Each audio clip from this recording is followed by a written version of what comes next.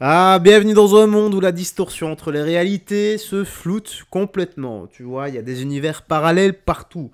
Et ben moi, je me demande sincèrement, le nôtre, où est-ce que ça a merdé? Car oui, Stranger Things, le monde à l'envers, tu connais. Allez, let's go, on est parti pour les petites news actu. Mais avant ça, n'oublie pas, petit like et commentaire pour le soutien à la force et le référencement. Allez, let's go. On est parti. Aïe, aïe, aïe, aïe, aïe. Alors là, honnêtement, c'est... Suis-je le seul à ne plus comprendre les jeunes quand ils parlent? Donc, on a voulu me faire wesh, c'est la S à Spoise B. J'ai rien compris, mais bon. Eh, ouvrez bien vos oreilles, oh la dinguerie là ce qui m'est arrivé. Eh, c'est pas, je vais au BH à Colombe, tout ça et tout, et je vais tranquille pour me commander à manger. Voilà, j'entends des mecs qui disent quoi? Ouais, venez, ça l'a fait. Mais comment ça me fait? Eh, tout ce que tu vas gratter, c'est une veste Thunder et une petite voiture, frère. Voilà, tout ce que tu vas gratter, mon sang. Bref. Après, je vois, ils commencent à comploter des plans, tout ça et tout, pour me faire et tout. Moi, dans ma tête, je commence à cogiter, je commence à me dire, oh non, c'est mieux, il faut pas ça. Voilà, c'est mieux, il faut pas ça, tout ça et tout. Bref. Hassoul, après, j'entends un mec qui dit quoi? Ouais, tranquille, les gars, c'est bon, tout ça et tout, nanana. Mais voilà, essayez. Eh, t'as vu, essayez de me faire déjà de une, il n'y a rien à gratter. Voilà, je vous dis la vérité. Et de deux, arrêtez de croire qu'on n'est pas branché avec les mecs de Sevran. Eh, vous êtes des baissés, vous. Voilà, vous êtes des fous. Carrément. Je vous dis la vérité. Moi, j'habite plus dans le 92. J'ai déménagé à Daumont, Hassoul. Je suis loin dans le 9-5. Je suis plus en banlieue parisienne. Ça veut dire, s'il vous plaît, laissez-moi vivre ma haie tranquille. T'as vu, je dois aller à Colombes de temps en temps, voir ma famille. Mais ça s'arrête là. J'habite plus à Colombes. Parce que je sais, les mecs de Colombes, vous êtes en fuego sur moi là, vous voulez que m'attraper. Je reçois des DM de ouf. Ouais, c'est comment? Tu te rappelles de moi et tout? T'es où là? Ah bah mon dieu, ils ont fait à ce point-là. Aïe. Ah bah je les plains, les pauvres. Bon bah ouais, j'ai rien capté, j'ai rien pigé du tout. Il faudrait une nouvelle IA pour nous traduire tout ça, car je suis paumé, ou alors c'est que je commence à me faire vieux, les gars. Que voulez-vous? Bah, c'est le starter pack du Wesh de base, hein. J'ai rien compris du tout. Alors, qu'est-ce qu'on a ici? Donc, on a Yasmine, une Française d'origine maghrébine, pleure. Sa religion l'oblige à porter le voile, mais elle refuse de se soumettre. Elle aime voir ses cheveux libres, dévoilant la beauté qu'Allah voudrait cacher. Ok, bon, bah, écoutons ça. Au fond de moi, mais quand je vois ma tête à la caméra ou dans le miroir quand je prie, je sais que c'est con de pleurer pour des cheveux, mais je vous jure, vous savez pas à quel point mes cheveux c'est ma vie entière. Je suis battue pour les assumer, pour me trouver belle avec. Et le fait de là, je me trouve enfin belle avec mes cheveux, dire adieu à mes cheveux. Je sais pas. Mais d'un autre côté, j'arrive pas à m'enlever l'idée de la tête, genre le fait de me voiler et de me dire Yasmine, c'est une putain d'obligation. Et il y a 2 ans de ça, j'avais fait l'effort justement de sortir avec, d'essayer de m'habituer à le porter, etc. Et ça marchait. Genre, j'étais à ça de le porter. Après, j'ai eu la maladie qui a fait que, genre, j'ai une espèce de grosse baisse de foie. Ça fait 2 ans que je me suis pas maquillée avec le voile. Je me dis peut-être qu'avec du make-up, ça fera l'affaire et que je me retrouverai belle. Mais pour l'instant, c'est non, quoi. Je sais pas. Du coup, là, je me dis, pendant 1 mois, je vais essayer de le porter en vidéo, je vais essayer de sortir avec pour m'y habituer. Et je sais que mon cerveau, il réfléchit comme ça. Genre, au début de ma conversion, j'ai fait tout ça petit à petit. Genre, au début, j'ai supprimé les crop tops, après, j'ai supprimé les décolletés. Et je me dis, peut-être que là, si je le fais... Et là, au fond de moi, mais... Bon, le voile, c'est juste un outil. La vraie spiritualité, ta vraie spiritualité, ça doit être avec... Bon, bah... Je vais parler pour moi. Moi, je vais pas à l'église, car je vous ai déjà dit, les gars, ça ne sert à rien. L'église, c'est un lieu, actuellement, à notre époque, de doctrine, de religion. Toutes les religions sont fausses. Et vous avez ce lieu de culte qui sont plus des sectes et qui sont là pour prendre votre thune. Moi, je vois les choses autrement. Je vois que c'est la relation avec le Dieu, le Tout-Puissant, le Roi des Rois, qui compte. C'est juste ça. Le reste, je suis certain que si tu es actuellement mal comme tu es, jeune fille, à cause du voile, je suis certain que si Allah est bon et miséricordieux, il s'en fout totalement que tu portes le voile ou non, tant que tu fais sa volonté. Bon, je sais pas c'est quoi sa volonté, j'ai jamais lu le Coran, mais voilà. Mais ici, Un petit commentaire là qui dit: jette tous ces chiffons qui ne font pas de toi une meilleure musulmane. La preuve, tu n'es pas heureuse à coûter assis. Ton Dieu, Dieu ne t'oblige à rien. Ce sont tes proches qui te le disent et qu'il faut que tu te caches. Tu es la seule maîtresse de ta vie. Tu ne dois rien à personne. Dieu te voit tel que tu es.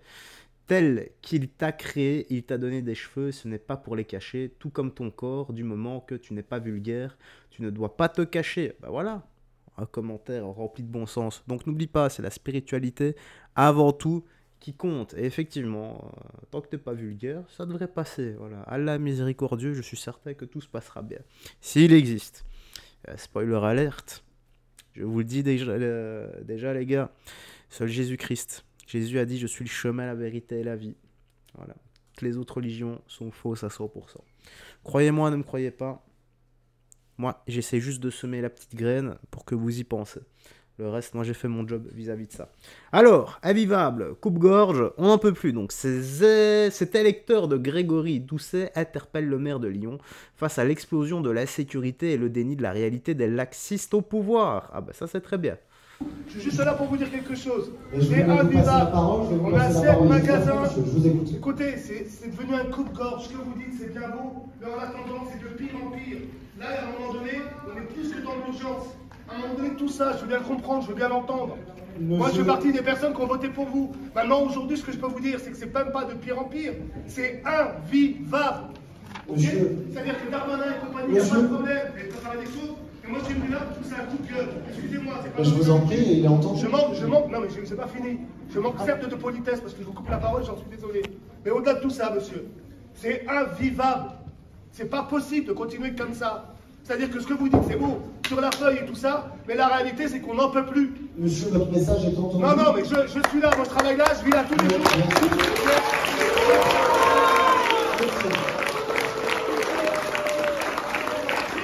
C'est invisible. Voilà, ça, c'est bien pour dire tout ça, mais c'est pas la réalité. La réalité, c'est que c'est devenu invivable. Votre coup de colère est entendu, monsieur. C'est que là, on est dans l'urgence. C'est la guerre, monsieur.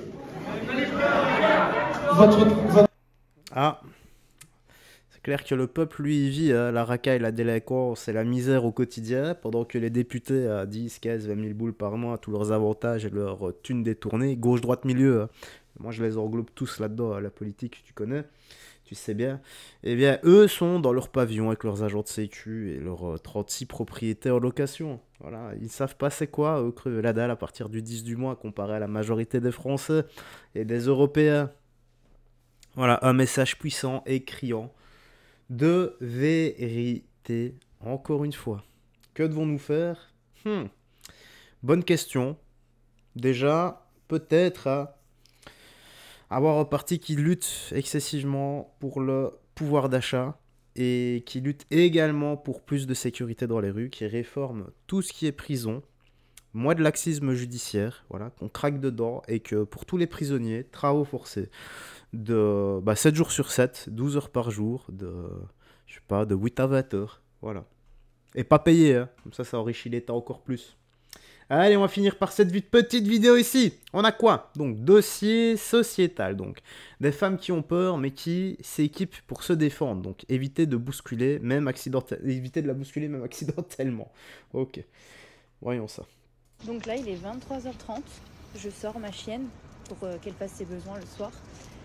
Et depuis quelques jours, je ne sors plus seule, puisque je sors avec mon choker. À voilà. 13h. Sachez que c'est illégal de se trimballer dans la rue avec un choker, un taser, mais violer des gens aussi. Et pourtant, les gens le font et ne sont pas condamnés pour. Donc, je ne me ferai pas agresser et je ne me ferai pas violer en toute impunité sans que la personne se prenne 5000 volts dans la gueule. Donc, moi, je recommande à toutes les filles qui me regardent d'en acheter un. Voilà. Parce qu'on n'est jamais trop prudent et que il est temps que la peur change de côté. Voilà, on va leur faire peur. Donc là, il est 23h30. Vous voyez, ce qu'elle dit là, ça encore une fois, ça aussi, c'est criant de vérité. Oui, je sais bien, il y a des gens qui vont dire, oui, mais elle n'a pas à sortir à 23h30. Le gars, s'il vous plaît. D'un côté, vous avez raison, mais sérieusement, si elle n'a pas d'autre choix pour sortir sa chienne, sans déconner. Non, le problème n'est pas là. Le souci étant, c'est que effectivement, il y a énormément de délinquants et de criminels dans les rues, et lorsqu'ils se font choper, surtout les criminels, pour avoir vu des femmes, des hommes ou des enfants, eh bien, régulièrement, la peine est excessivement basse, voire nulle, c'est-à-dire du sursis. Donc oui, ok, c'est peut-être illégal d'avoir un taser choqueur sur soi, mais il vaut mieux l'avoir illégalement et de ne jamais l'utiliser plutôt que de ne pas l'avoir légalement et en avoir besoin lorsque une racaille qui a décidé de vous ver ou plusieurs encore pire arrivent pour vous faire du sale. Donc vaut mieux l'avoir sur soi. Voilà, même si c'est illégal. Encore une fois, je préfère, comme je dis régulièrement, préserver mon intégrité physique et être en tort devant le juge plutôt que dans mes droits et sur un lit d'hôpital ou à la morgue. Là, tu es le seul maître à bord, seul toi jugeras. En tout cas, la petite news actu se termine ici. Tu me dis toi dans l'espace commentaire ce que tu en as pensé. Moi, j'ai rien d'autre à ajouter. Prends bien soin de toi, des gens que tu aimes, garde la foi et surtout que Jésus-Christ te bénisse. Bye bye, fais très attention à toi et on se voit demain. Ciao ciao.